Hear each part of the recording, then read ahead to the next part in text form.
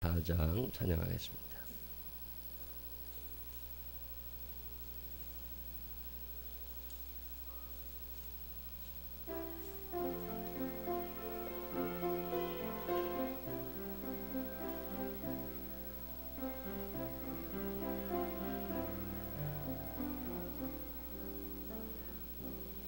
나 주의 도움 받고자 주 예수님께 빕니다. 그와 허락하시사 날 받아주소서. 내 모습 이대로 주 받아주소서. 날 위해 돌아가신 주 날 받아주소서. 큰 죄에 빠져 영적을 날 위해 피 흘렸으니 주 영광대로 믿으사 날 받아주소서. 내 모습 이대로 주 받아주소서. 날 위해 돌아가신 주 날 받아주소서. 내 힘과 결심 약하여 늘 깨어지기 쉬우니 주 이름으로 구하래 날 받아주소서. 내 모습 이대로 주 받아주소서.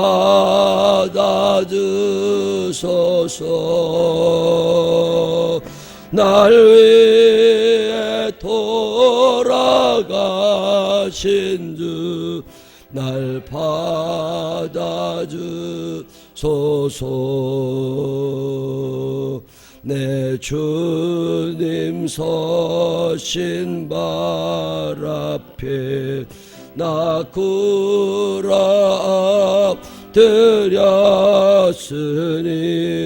그 크신 역사 이루게 날 받아주소서.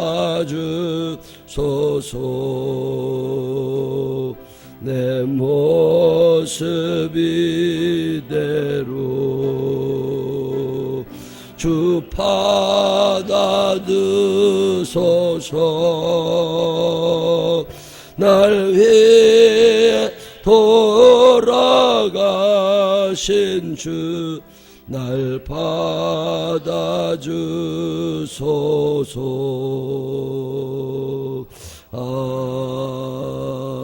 아멘. 사도신경으로 신앙 고백하겠습니다.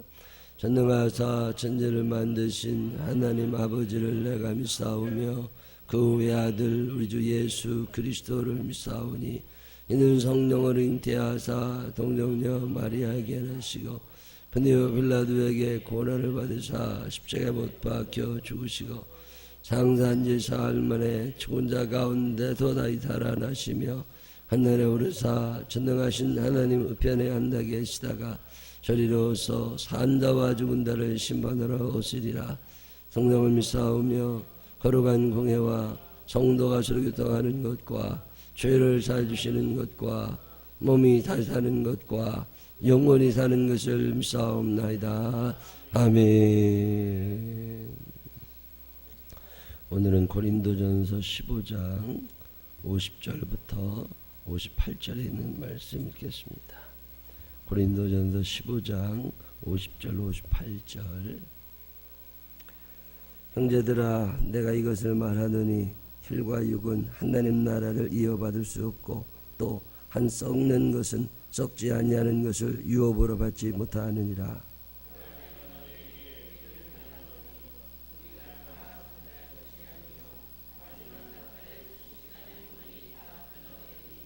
나팔 소리가 나매 죽은 자들이 썩지 아니할 것으로 다시 살아나고 우리도 변화되리라.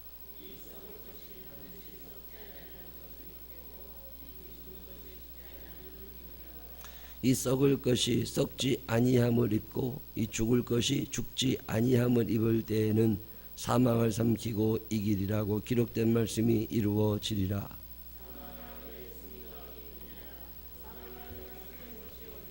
사망에 쓰는 것은 죄요 죄의 권능은 율법이라.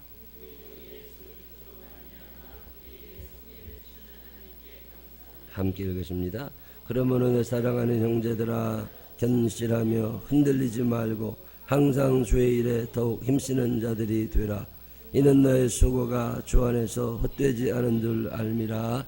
아멘.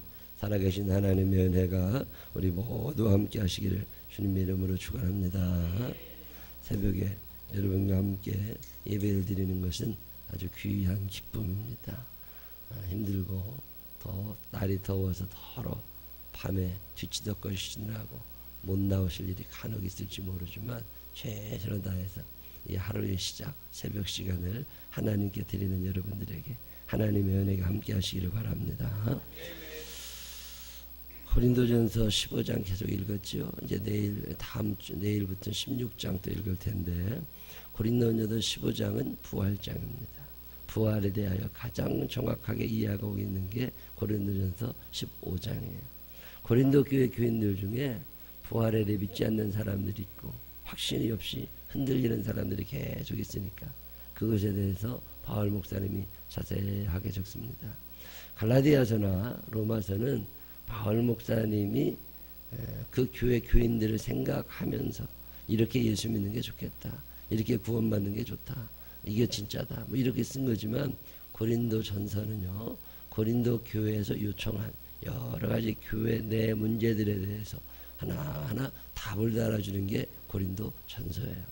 교회 파벌이 있습니다. 이건 어떻게 해야 되겠습니까?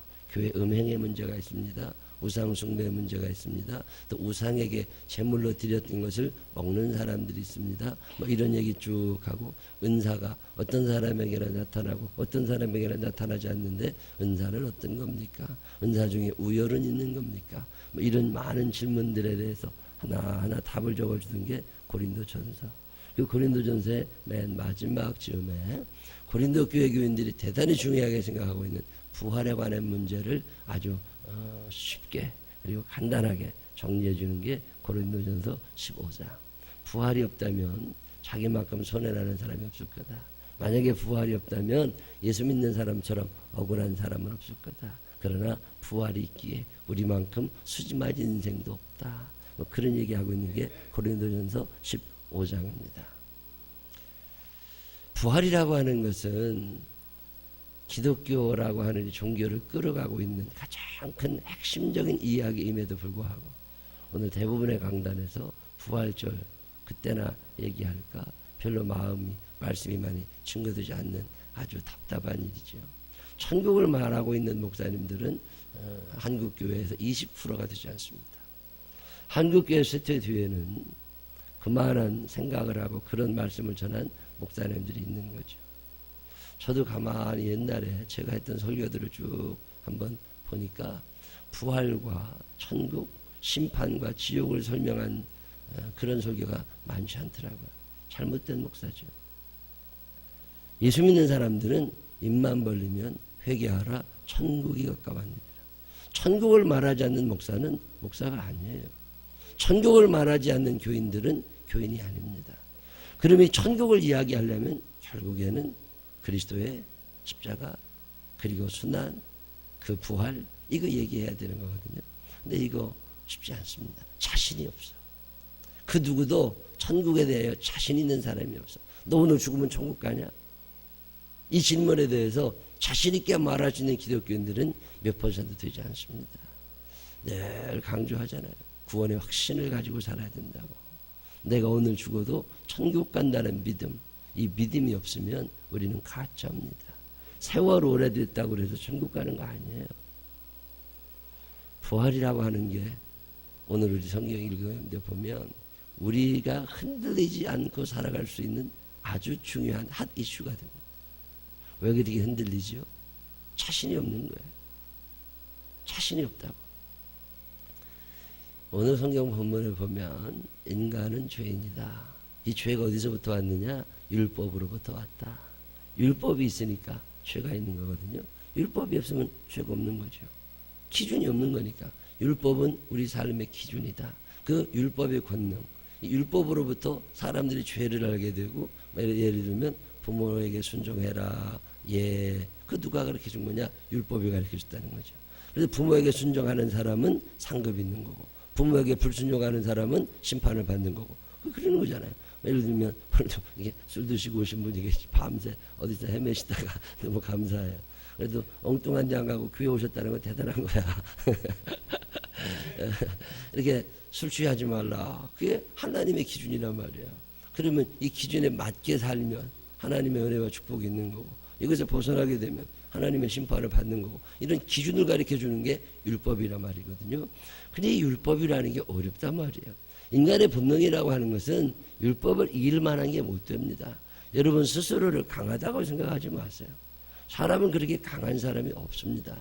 나이가 들 수도 있고 또 몸이 약해질 수도 있고, 사람은 그렇게 강한 존재가 아니에요. 늘 연약함, 이 연약함을 고백할 수 있는 사람들이 그리스도인들이거든요. 강하신 하나님 앞에 나는 참 약합니다, 주님. 당신의 도우심이 아니면 난 살아갈 수 없습니다. 이거 얘기하는 사람들이 그리스도인들이고, 예수 안 믿는 사람들은 자기가 잘난 줄 알고 껐떡대고 살다가 스트레스, 과로, 불안 뭐 이러다가 그냥 불행하게 죽는 거잖아요. 우리는 힘들게 살 필요가 없습니다. 든든한 의지처 되시는 하나님이 계시잖아요. 율법을 지키며 살아갈 수 있느냐? 그만한 능력이 내 안에 없단 말이지. 그러니까 자꾸 죄를 짓고 넘어지게 된단 말이에요. 그러면 나는 죄인이 되는 거잖아요. 죄의 싹은 사망이라. 내가 죄를 지은 거냐? 성경은 그렇게 말하지 않습니다. 나는 죄를 짓고 싶은 마음은 있어. 죄를 지을 능력도 있어. 그러나 내 안에는 죄가 없는 거예요. 그래서 내가 죄를 지을 건 아니라고. 근데 내가 지금 죄를 짓고 있잖아요. 하지 말라는 짓 하고 있고 하나님이 싫어하는 짓 하고 있잖아요. 그럼 이게 어디서부터 온 거냐는 거예요. 이게 마귀에게서부터 빌려왔다. 이렇게 설명을 합니다. 내가 직장 다니지도 않았고 돈도 번 적이 없는데 내가 돈을 펑펑 쓰고 있어. 이 돈이 어디서부터 온 거예요? 어디선가 꾸었겠지. 누가 주지 않았으면 빌린 거 아니에요. 그럼 빌렸으면 카드빚을 졌든지 다른 사람한테 꿨든지 내가 빌려서 돈을 썼으면 이거 갚아줘야 되잖아요. 이자까지 붙여 갚아줘야 되잖아. 죄가 내 게 아니었다고. 근데 내가 지금 죄를 짓고 살고 있잖아요. 이 죄가 어디서부터 온 거냐 말이요. 하나님이 내게 죄를 주신 적이 없으시다고. 그분은 죄가 없으신 분이니까. 그럼 이 죄가 어디서부터 왔느냐고. 이걸 마귀가 빌려줬다. 이렇게 설명합니다. 죄의 근본은 마귀잖아요. 이 마귀가 죄를 다 갖고 있는 놈들이니까 이 놈들이 우리에게 죄를 자꾸 빌려주면서 써라 그래요. 아이고 살기 얼마나 죄 마음대로 짓고 사는 사람들 하루하루 그냥 신나게 사는 것 같지만 그게 오래 안 가잖아요. 죄의 싹은 사망이거든요. 죄를 빌려왔으면 갚아줘야 되잖아요. 빌렸었으면 당연히 갚아줘야지. 옛날에 우리가 어렸을 때 우리 어머님이 옆집에 가서 그릇 하나만 빌려와라. 예. 그리고 가서 그릇 하나 빌려오잖아요. 그러면 늘 하시던 말씀이 뭐예요? 빈 그릇 갖다 주면 안 된다. 거기다가 머리도 하나 담아가지고 갖다 준단 말이에요. 뭔가 빌려왔으면 뭔가 주는 게 있어야 되잖아요. 그 원금도 상환해야 되지만 이자도 상환해야 되는 거잖아요. 죄를 내가 빌려왔단 말이에요. 죄를 내가 빌려서 죄 짓고 살았어요. 불순종을 하고 살았어요. 불충성하고 살았어요. 하나님의 말씀에 어긋나게 살아갔단 말이죠. 믿지 아니하고 불신앙으로 살아왔다고. 그 죄를 지었잖아요. 불신앙도 죄요, 불충성도 죄요, 불신앙도 죄요. 다 죄잖아. 그리고 불순종도 죄요. 그래서 죄를 지었으면 값을 치러줘야 되잖아요. 마귀가 우리에게 100만 원을 요구하는 게 아닙니다. 마귀가 우리에게 1000만 원을 달라는 거 아니에요. 마귀는 우리의 목숨을 내놓으라 그러는 거예요. 그래서 죄의 값이 사망이라는 거예요. 그래서 죄를 지면 다 죽습니다. 그래서 죽어야지요. 여기서 말하는 사망이라고 하는 것은 단순한 이 육신의 죽음을 말하는 게 아니라 심판에서의 죽음, 지옥을 말하는 거거든요. 그래서 죄의 삭은 지옥이다, 그런 얘기예요. 왜 지옥 가요? 죄를 지어서? 그 죄를 지어서 지옥 가요. 그러면 천국 간 사람은 죄를 안 지었나? 천국 간 사람도 다 죄 짓습니다. 단지 하나, 예수 그리스도를 내 인생의 주인님으로 모시고 그분이 내 모든 죄를 씻어주셨음을 믿는 사람은 천국 가는 거고, 이 믿음이 없는 사람은 지옥 가는 거죠. 천국이 무슨 착한 사람들 가는 데입니까? 아닙니다. 천국은 하나님의 나라입니다. 이 하나님이 주인 되시고 하나님이 다스리고 하나님만이 보좌 위에 앉으신 전능자, 하나님이 보좌에 앉아 계신 것, 그게 천국이거든요. 그러니까 하나님을 아버지라고 고백하는 사람들은 그 나라에 가는 거고, 하나님이 아버지가 아닌 사람은 그 나라 가면 안 되는 거죠. 저녁에 애들 어릴 때 자기네 아버지 집에 가야지 너네 집에 가거나 다리 밑에 자거나 그러면 불행한 거잖아. 죄의 싹은 사망이라. 그래서 이 죄로 말미암아 죽을 수밖에 없는 인간들, 지옥 갈 수밖에 없는 인간들을 위하여 예수님이 이 땅에 오셔서 하신 일이 뭐냐는 거예요. 마귀가 요구하는 죄의 값, 사망이라고 하는 것을 당신이 경험하셨다는 거잖아요. 우리가 죽어야 되는 그 자리에, 그 십자가에 달려 죽어야 되는 그 자리가 내 자리라는 거 아닙니까? 이 자리가 내 자리인데, 근데 그 자리에 우리 주님이 대신 달려 돌아가시면서 네가 빌려온 죄값 내가 다 대신 갚아줄 테니까 너는 그 빚 때문에 시달리지 마라. 어렸을 때 친구한테 돈 10,000원을 꿔가지고 그거 못 갚아서 쩔쩔매는 애들 있잖아요. 그거 왜 쩔쩔매? 그 엄마가 갚아주고 아빠가 갚아주면은 안 갚아도 된단 말이지. 똑같은 거예요.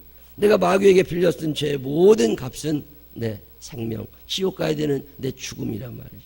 이것에 대해서 예수님이 너는 걱정하지 마라. 그거 내가 대신 갚아준다. 이게 믿어지느냐? 이게 믿어지는 사람은 구원에 이르는 것이고, 이게 믿어지지 않는 사람은 지옥 가야지 어떻게. 그래도 내가 착하게 사는, 쓸데없는 소리 하지 말라고 그러세요. 착하게 사는 사람들 가는데 따로 가라고 그러세요. 적어도 성경이 말하고 있는 천국은 그런 것이 아닙니다. 예수 그리스도를 믿는 믿음으로 말미암아 죄의 씻음을 받은 사람들이 가는 곳이 천국이라는 거죠. 그러면 내가 천국에 대한 소망을 가지고 사는데, 이 천국에 대한 소망, 그럼 예수님께서 이 땅에서 십자가에 달려 돌아가시고 끝났느냐? 아니라는 거잖아요. 잠자는 자들의 첫 열매가 되셨다. 그런데 그분이 부활하셔서 저 하늘의 영광스러운 보좌에 앉아 계시게 된다. 그러면 예수님만 부활하시냐? 아니라는 거죠. 주님 부활하사 길을 쫙 내주셔서 천국에 가는 길이 열려가지고 나도 죽은 후에 부활하여 천국에 갈 것을 믿는 신앙, 이게 부활신앙인 거죠. 결국은 이긴 사람들이거든요. 부활을 믿는 사람들은 뭐냐? 결국은 이겼다는 걸 믿는 거예요. 저는 이거 하나는 확실히 믿습니다. 우리가 이 땅에 싸워나가고 있는 것은 이기려고 싸우는 게 아니에요. 이미 이겨놓은 거라고. 이미 이겨놨다는 믿음을 가지고 이 이김을 증명해 나가는 과정이 인생인 거죠. 그래서 싸워서 이기는 게 아니라 이겨놓고 싸운다는 말이 있습니다. 이게 이해가 잘 안 되는 말이에요. 이겼다고, 나는 이미 이겼다고. 이겼다고 하는 확신을 가지고, 내가 부활의 확신을 가지고, 천국에 대한 확신을 가지고 이 세상을 살아가는 거란 말이지. 오늘 성경 본문이 이거 얘기합니다. 형제들아, 내가 이거 말한다. 이 부활을 말하는데 혈과 육은 하나님 나라를 이어받을 수 없다. 네가 아무리 잘생기고 폼나고 돈이 많고 아무리 건강하고 다 쓸데없고 죽어 땅에 들어가면 썩어서 없어지는 거, 이 몸뚱아리가 천국에 들어가는 건 아니라는 거예요. 이 몸, 이 혈, 이 피, 이거 아니고, 이거 썩는 것, 하나님의 나라를 유업으로 받지 못한다. 이거 비밀스러운 얘기인데 우리끼리만 알자. 왜요? 저 사람들한테 얘기하고 안 믿는 사람들한테 얘기하면 미쳤다고 그러거든. 로마 사람들이나 저 유대교인들에게 이야기하면 미친놈이라고 그러거든. 왜 괜히 욕먹을 필요 뭐 있냐? 이거 비밀스러운 얘기인데 우리끼리만 알자. 내가 너희한테 얘기하는데 지금 우리가 가지고 있는 이 몸은 여기서 끝나고 끝이다. 여기서 끝나면 끝이다. 땅에 들어가면 끝이다. 그러나 그거 몸만 끝인 거지. 내 안에 하나님의 영이 함께하고 있는데 이 하나님의 영은 나를 일으켜 세우시게 된다. 그래도 비록 여기서 죽지만 거기서 깨어나게 되는 거다. 그런 게 얼마나 많아요. 수술한다고 전신 마취하고서 수술실에서 이렇게 손가락이 몇 개 보이냐고 의사가 그러잖아요.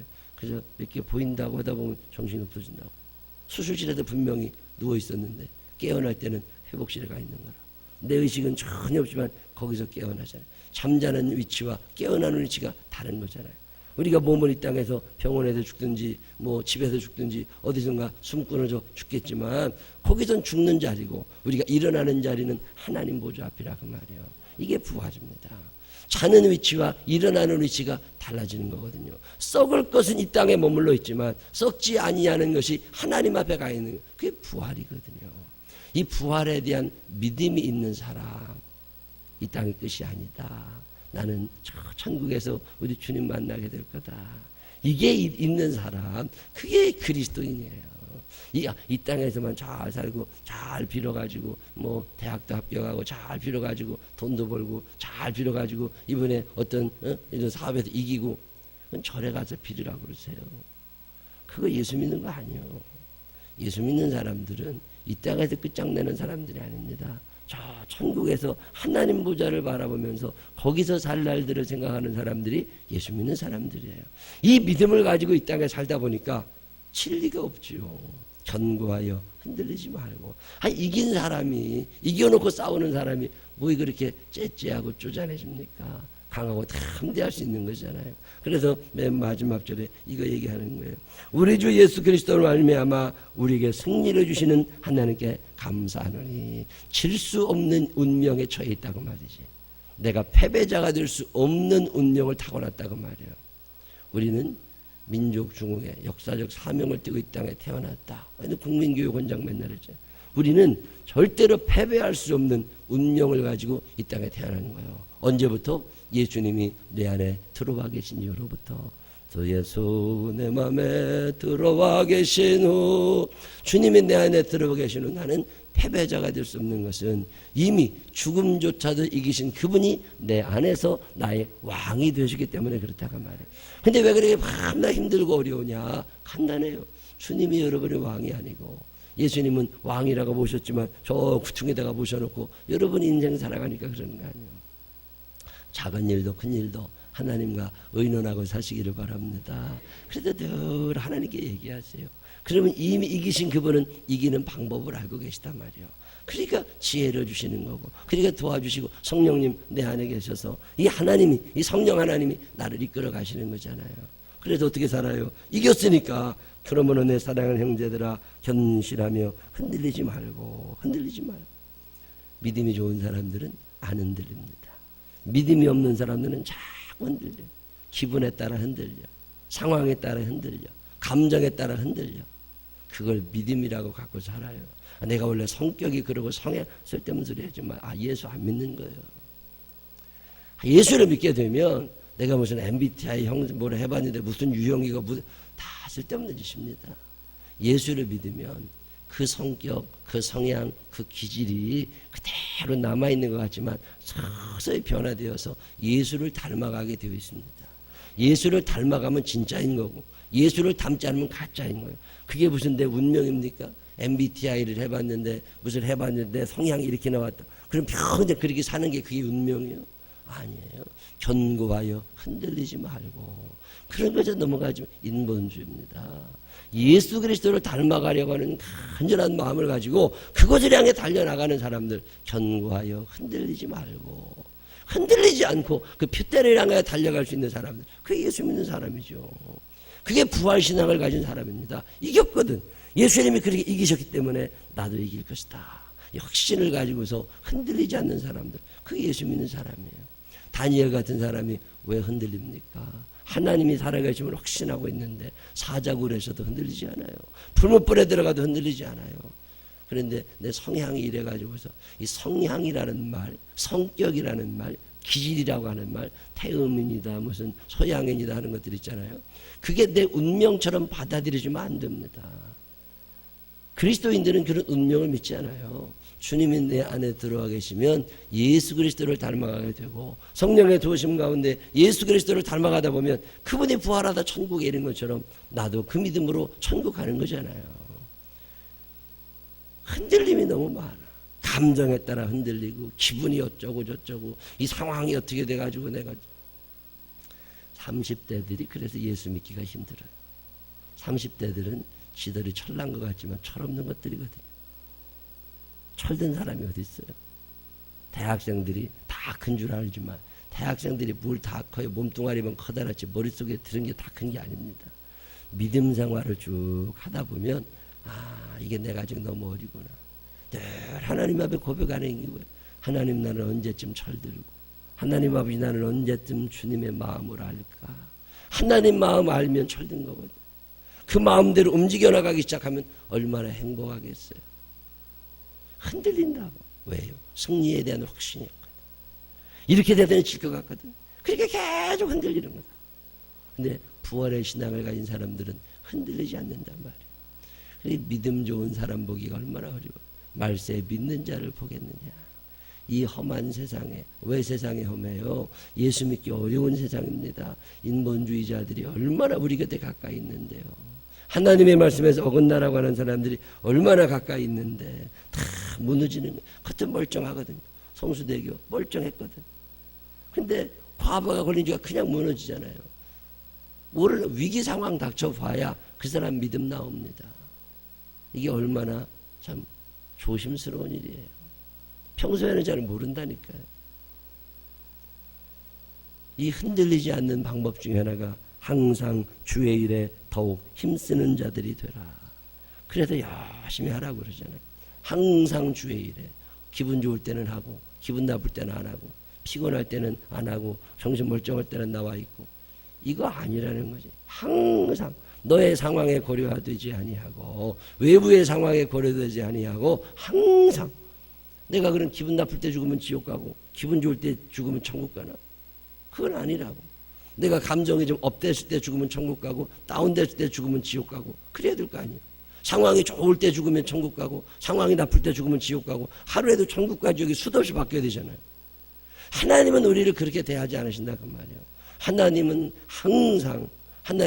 항상 우리를 동일하게 대하시는데 우리는 그렇게 안 된다고. 이걸 믿음이라고 갖고 사는 거라.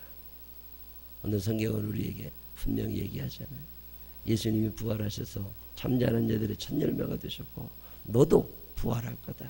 그러니 이 땅에 살면서 째째하게 살지 말고 흔들리지 말고 항상 주의 일에 힘쓰고 살아라.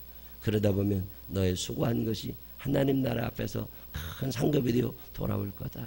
싸워서 이기려고 하지 말고 이겨놓았다고 하는 믿음을 가지고 그리고 싸움을 시작해라. 너는 승리자가 될 수밖에 없는 운명을 타고났다. 왜요? 주님이 내 안에 계시니까.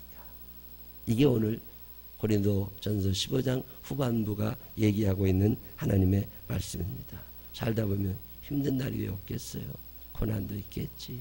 그러나 절대로 포기하거나 낭망하지 말아야 되는 것은 죽음조차도 이기신 주님이 내 안에서 나의 주인님이 되어주시기 때문이라는 거예요. 예수님을 여러분의 주인님으로 모시고 사시기를 바랍니다. 그분이 여러분을 끝까지 책임져 주셔서 흔들리지 아니하고 견고하게 믿음 생활 잘하면서 하나님 나라에 가서 그 부활의 영광의 잔치자리에 함께 참여할 수 있는 우리 모두가 되시기를 주님의 이름으로 축원합니다. 기도하십시다. 하나님 아버지 감사합니다. 주님 살아계셔서 어저께나 오늘이나 내일이나 동일하게 사랑하시고 축복하심을 감사합니다. 열심히 살다 보면 되겠지 이런 생각하지 않게 하여 주시옵시고 이겨놓았다고 하는 믿음을 가지고 강하고 담대하게 출발하게 하여 주시옵소서. 죽음을 이기시고 부활을 승천하신 주님, 천국의 주인 되시는 주님이 내 안에 계시고 그분이 나를 붙잡고 계시다는 믿음을 가지고 째째하게 흔들리며 살지 않게 하여 주시옵시고 강하고 담대하게 굳센 믿음을 가지고 주님 앞에 서게 하여 주옵소서. 연약하기에 주님 때로는 흔들릴 때가 사실 있습니다. 고난이 두려울 때도 있습니다. 항상 주의 일에 힘쓰지 못하고 기분에 따라서 상황에 따라서 좌우될 때도 있습니다. 부족한 우리, 무지하고 연약한 우리를 너무 나무라지 마시고 긍휼히 여기사 당신의 은혜의 옷깃으로 우리를 덮어주시어서 다시금 일어서서 주님 앞에 설 수 있는 당신의 자녀들 되게 하여 주옵소서. 이 한날의 삶도 주의 은혜로 살아가기를 원하오니 주여 우리에게 찾아오사 우리를 굳세게 붙잡아 주시어서 온전히 예수 그리스도를 닮아가는 이 한 하루가 되게 하여 주옵소서.